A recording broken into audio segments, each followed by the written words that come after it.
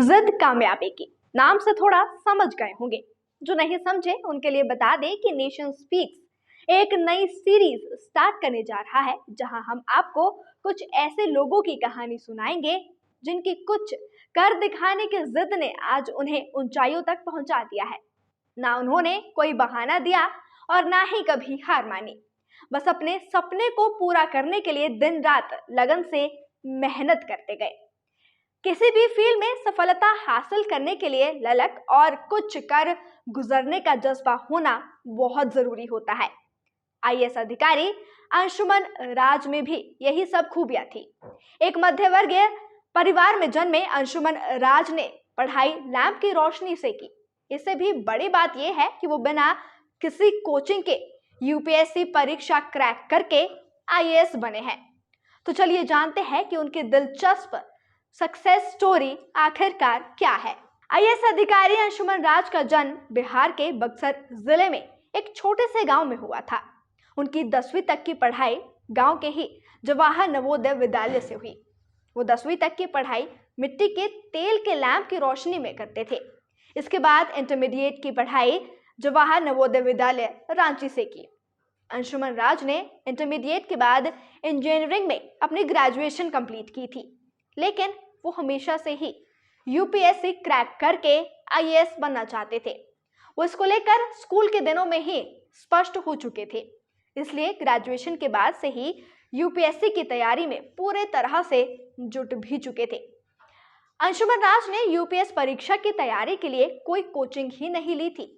इसके बावजूद भी पहले ही प्रयास में यूपीएससी परीक्षा क्रैक की और आईआरएस बन चुके थे, लेकिन वो आईआरएस मिलने से संतुष्ट ही नहीं थे। उन्हें आईएएस से कम कुछ मंजूर ही नहीं था।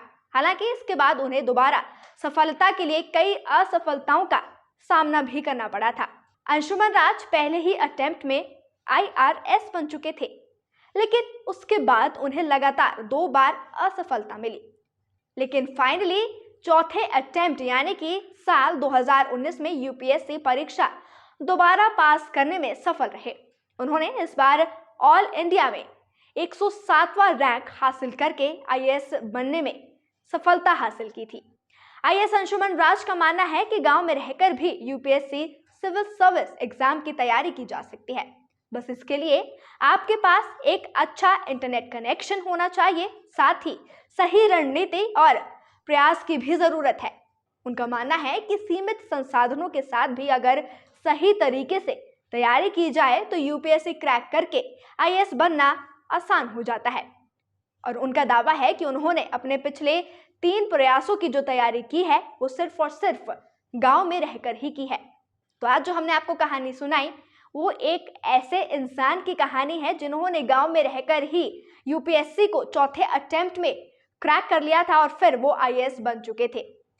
एक लैंप की रोशनी में वो अपनी पढ़ाई किया करते थे और उसके बाद आज उनका दिन ऐसा है कि जो उनका एक जज्बा था, जो उनका एक सपना था, कुछ कर गुजरने का एक जो सपना उन्होंने देखा था, वो फाइनली चौथे अटेम्प्ट में पूरा भी हो चुका था। और उन्होंने ये कहा है कि आपके अंदर सिर्फ और सिर्फ जज्बा होना चाहिए, कुछ कर दिखाने का एक जज्बा अगर आपके अंदर होगा तो आप भी किसी भी मंजिल तक जरूर पहुंच पाएंगे।